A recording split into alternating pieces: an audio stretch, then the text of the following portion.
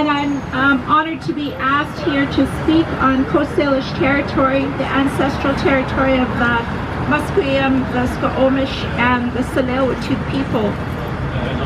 This is unceded lands and waters, and my home territory is up in the Adams River. I inherited my Secwepemc ancestry from my grandmother, Edith Sewell, the late Edith Sewell, and my mother, Bernice Heather.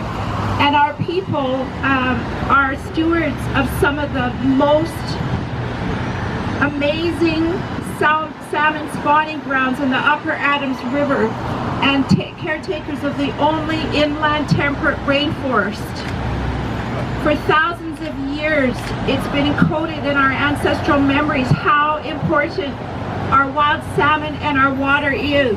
It's not only important to us as Secwepemc, it's important for all the people downstream.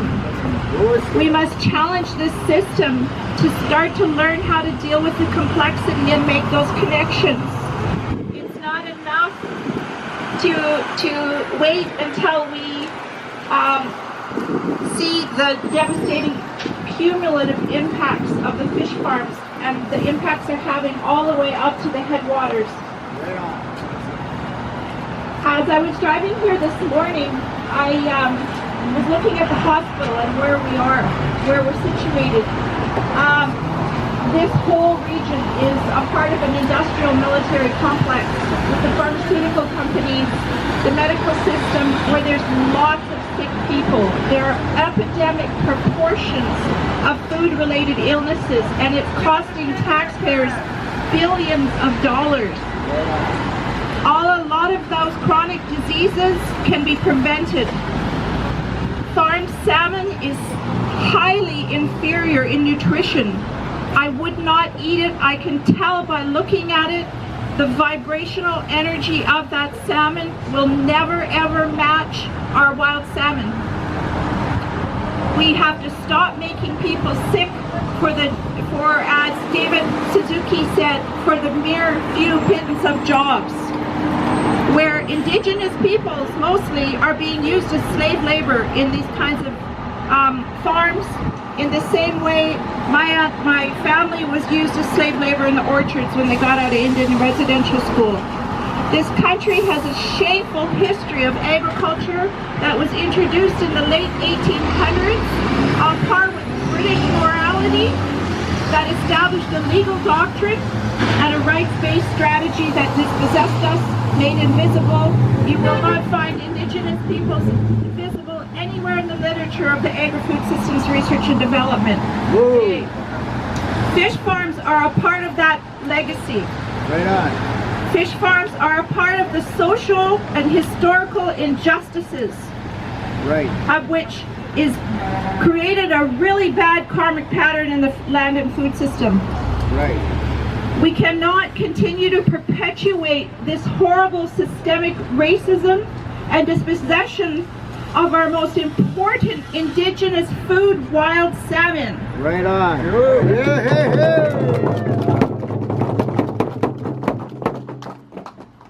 I've always respected the work of Dr. David Suzuki when he talks about the genetic connection between the cedar trees and the nitrogen isotope of wild salmon that's found in those trees. Well, that same genetic imprint is encoded in my history and every Indigenous peoples that live in so-called BC. Wild salmon is not only our most important Indigenous food, but a cultural and ecological keystone species. We've seen starving grizzlies.